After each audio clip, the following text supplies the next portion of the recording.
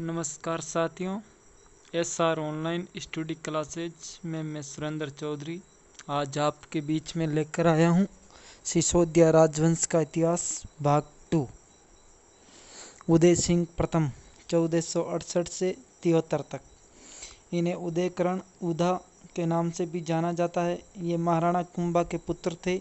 जब राणा कुंभा एकलिंग जी भगवान शिव की प्रार्थना कर रहे थे तब उदय सिंह प्रथम ने उनकी हत्या कर दी थी और खुद को शासक घोषित कर दिया था।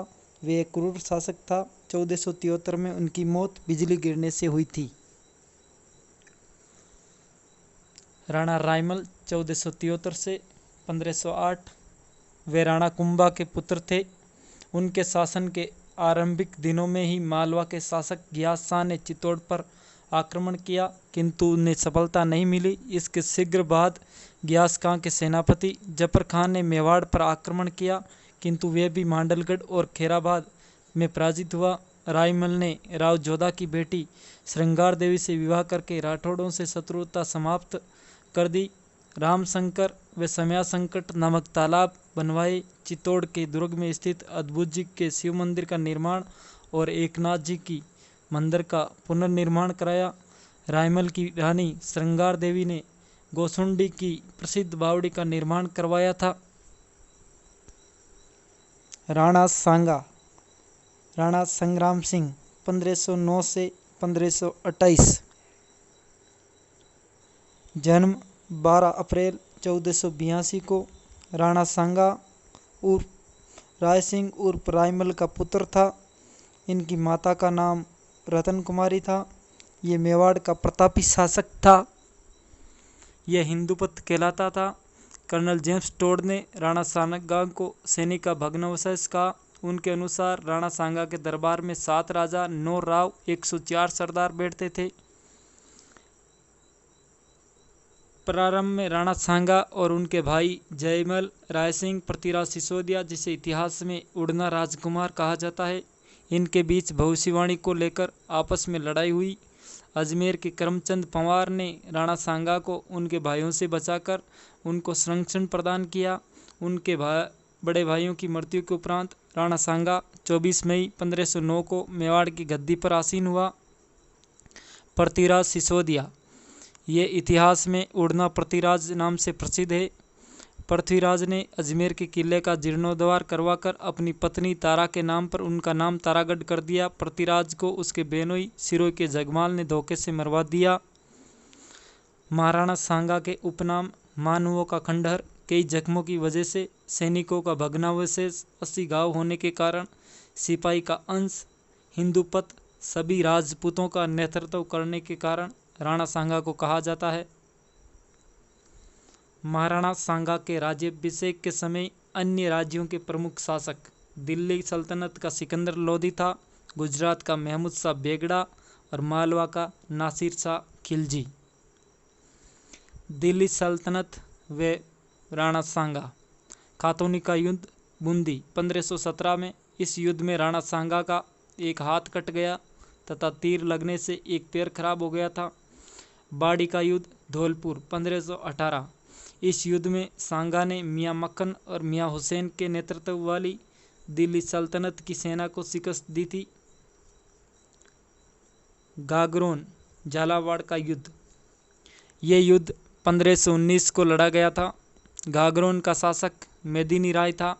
ये युद्ध राणा सांगा व मालवा के शासक महमूद खिलजी द्वितीय के बीच लड़ा गया था। इस युद्ध में राणा सांगा विजयी हुआ था।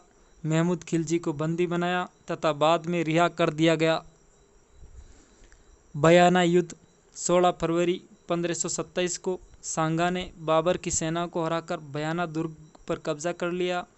बयाना की विजय के बाद सांगा सीकरी जाने का सीधा मार्ग छोड़कर भुसावर होकर सीकरी जाने का मार्ग पकड़ा। वे भुसावर में लगभग 1 माह रुके रहा और इससे बाबर को खानवा के मैदान में उपयुक्त स्थान पर पड़ाव डालने और उचित सैन्य संचालन का पर्याप्त समय मिल गया। इसका परिणाम राणा सांगा को खानवा के युद्ध में भुगतना पड़ा। खानवा का युद्ध 17 मार्च 1527 को खानवा के मैदान में बाबर और राणा सांगा दोनों की सेनाओं के मध्य हुआ। राणा सांगा के झंडे के नीचे लगभग सभी राजपूत राजा आए। राणा सांगा ने अपनी पाती परवेन की राजपूती परंपराओं को पुनर्जीवित करके प्रत्येक सरदार को अपनी ओर से युद्ध में शामिल होने का निमंत्रण दिया था।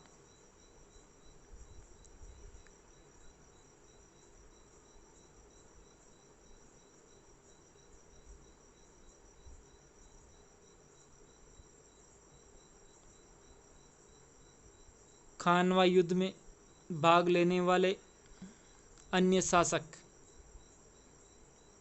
मारवाड़ के शासक रावघांगा का पुत्र मालदेव, आमेर से पृथ्वीराज, ईडर से भारमल, मेड़ता का ब्रह्मदेव मेड़तिया, वागड़ डूंगरपुर से उदय सिंह व खेत सिंह, देवलिया का रावत बाघ सिंह, चंदेरी से मेदिनी राय, बीकानेर से कुंवर कल्याणमल, सादड़ी से जाला अज्जा, जगनेर से अशोक परमार, अलवर से हसन का मेवाती, सिरोही से अखेराज देवड़ा, नागौर से खानजादा, सलुम्बर से रतन सिंह चुंडावत सहित आदि कई राजपूत राणा सांगा के साथ थे।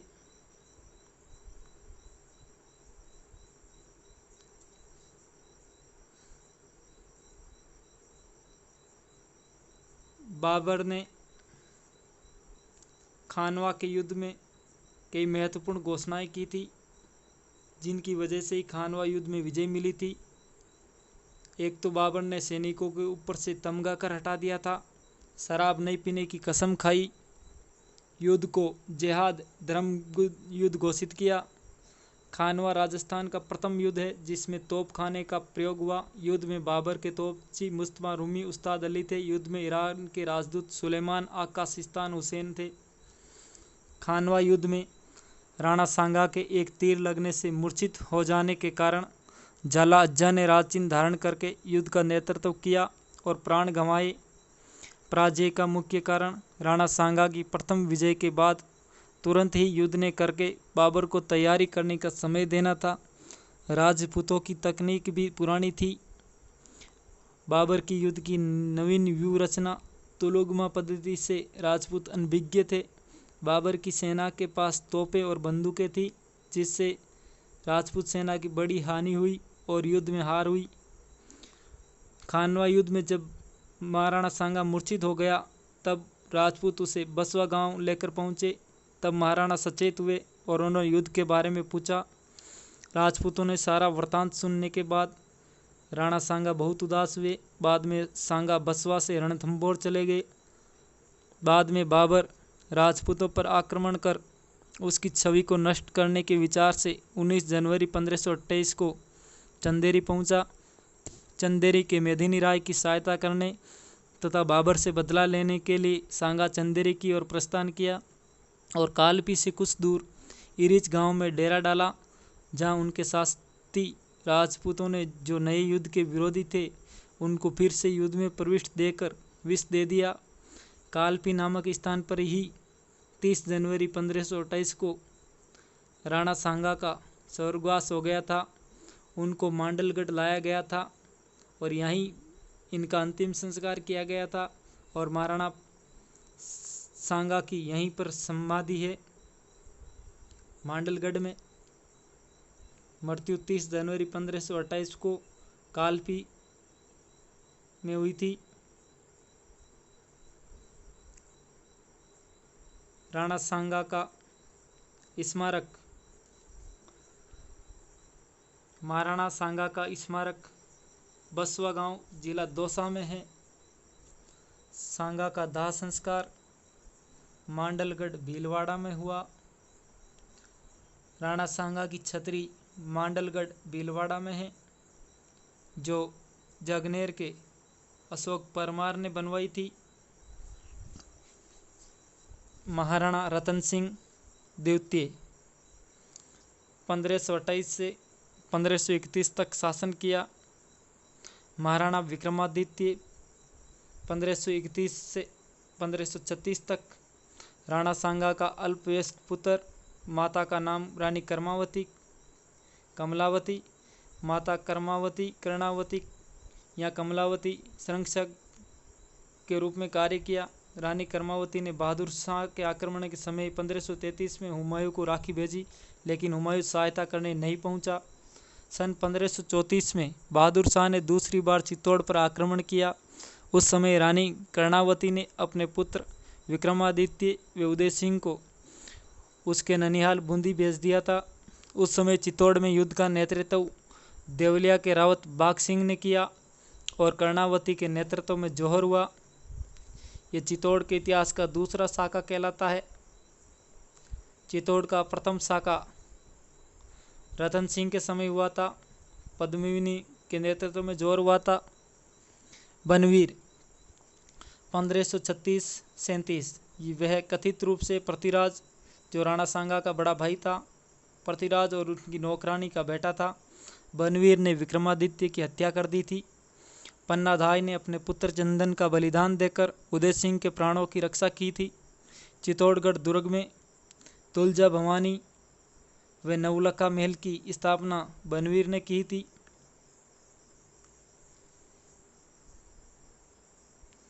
महाराणा उदय सिंह द्वितीय 1537 से 1572। उदय सिंह 1537 में मालदेव की सहायता से शासक बना था। सन 1544 ईस्वी में शेरशाह सूरी के चित्तौड़ आक्रमण के समय उनकी अधीनता स्वीकार कर ली थी और उनसे संधि कर ली। सन 1567-68 में अकबर द्वारा चित्तौड़ के आक्रमण के समय उदय सिंह ने चित्तौड़ दुर्ग का भार जयमल राठौड़, मेड़ता निवासी बदनौर का जागीरदार व पता सिसोदिया आमेट का सामंत को सौंपकर अरावली की पहाड़ियों में चले गए थे। महाराणा उदय सिंह के बारे में कर्नल जेम्स टोड ने कहा था, अगर राणा सांगा और महाराणा प्रताप के बीच में उदय सिंह ने होते तो मेवाड़ का इतिहास कुछ और ही होता था। सन 1568 में अकबर ने चित्तौड़ पर कब्जा कर लिया। जयमल और पत्ता इस युद्ध में वीरगति को प्राप्त हुए। फूल कंवर के नेतृत्व में जौहर हुआ। ये फूल कंवर बाघ सिंह की पत्नी थी। ये चित्तौड़ का तीसरा शाखा कहलाता है। लोक देवता कल्लाजी राठौड़, जिन्हें 4 हाथों का देवता कहा जाता है, युद्ध में वीरगति को प्राप्त हुए थे। जयमल और पत्ता की वीरता से प्रभावित होकर अकबर ने इनकी पाषाण मूर्तियां आगरा के किले के द्वार पर लगवाई। ये जो आगरा के किले पर जयमल और पत्ता की मूर्तियां लगवाई थी, अकबर ने इनकी मूर्तियों को औरंगजेब ने वहाँ से हटवा दी थी। हरमाड़ा का युद्ध, हरमाड़ा अजमेर में स्थित है। 24 जून 1557 को ये युद्ध लड़ा गया था। इस युद्ध में मालदेव की सहायता से अजमेर के हाजी खां पठान ने राणा उदय सिंह को पराजित किया था। उदय सिंह द्वारा उदयपुर नगर की स्थापना 1559 ईस्वी में उदय सिंह ने उदय सागर झील के किनारे उदयपुर की स्थापना की थी। 1572 ईस्वी में गोगुंदा में उदय सिंह की मृत्यु हुई। यहीं पर इनकी छतरी है। उदय सिंह ने प्रिय रानी भटियाणी के पुत्र जगमाल को उत्तराधिकारी बनाया। अखिराज सोनगरा, जो महाराणा प्रताप के नाना थे, जिन्होंने जगमाल को हटाकर महाराणा प्रताप को मेवाड़ का शासक बनाया। सलूम्बर के सरदार कृष्णदास चुंडावत ने महाराणा प्रताप के कमर पर राज की तलवार बांधी थी। मेवाड़ के शासकों की कमर पर राज की तलवार चुंडावत ही बांधते थे। वीर शिरोमणि महाराणा प्रताप 1572 से 1597 ईस्वी तक शासन किया। महाराणा प्रताप का जन्म 9 मई 1540 ज्येष्ठ शुक्ल तृतीया रविवार के दिन कुंभलगढ़ दुर्ग के बादल महल में। पिता उदय सिंह, माता जयंताबाई, राजस्थान की जीजाबाई कहते हैं, पाली के अखेराज सोनगरा की पुत्री थी। महाराणा प्रताप का पुत्र का नाम अमर सिंह था। महाराणा प्रताप के बचपन का नाम कीका था।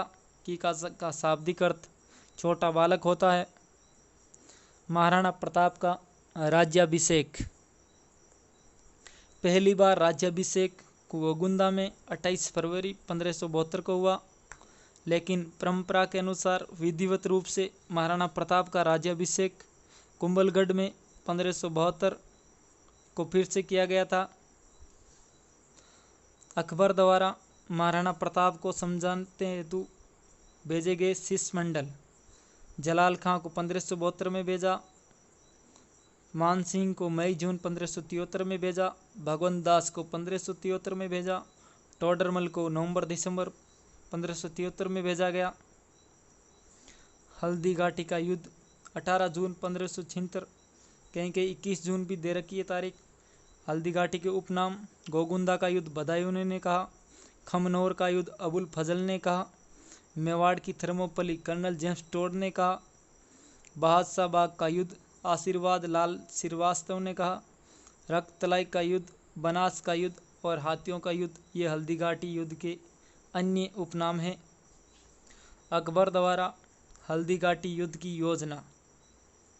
अकबर ने युद्ध की योजना मैगजीन दुर्ग, जिसे अकबर का दौलत खाना कहा जाता है, अजमेर किले में बनाई। मुख्य सेनापति मान सिंह व अन्य मुख्य सेनापति आसफ खां को बनाया।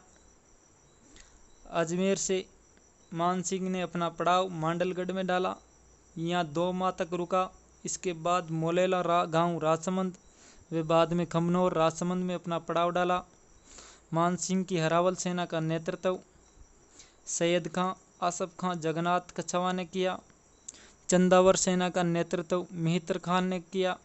मिहितर खान ने ही हल्दी घाटी के युद्ध में बादशाह अकबर के आने की झूठी अफवाह फैलाई थी। मान सिंह के साथी इतिहासकार बदायूनी, जिन्होंने मुक्तबंधु उत तवारिख ग्रंथ लिखा था, वो भी हल्दी घाटी के युद्ध में स्वयं मौजूद था। हल्दी घाटी युद्ध का प्रत्यक्ष दृष्टा था। हल्दी घाटी युद्ध को लेकर महाराणा प्रताप की तैयारियां।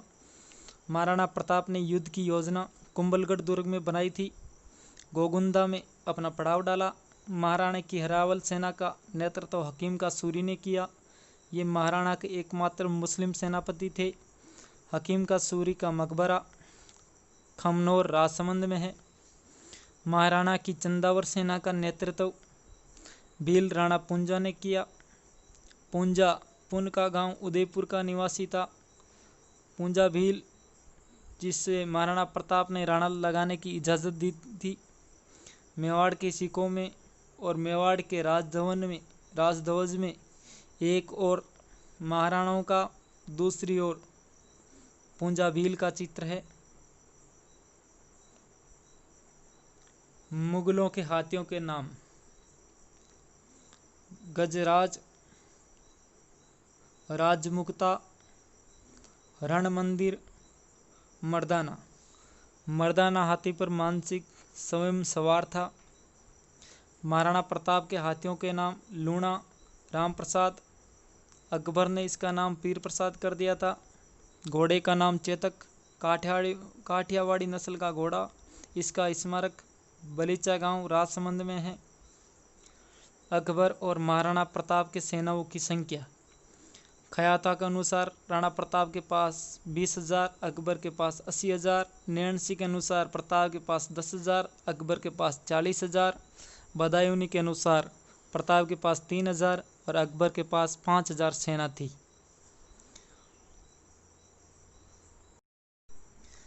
गोपीनाथ शर्मा के अनुसार हल्दी घाटी का युद्ध अनिर्णित युद्ध था।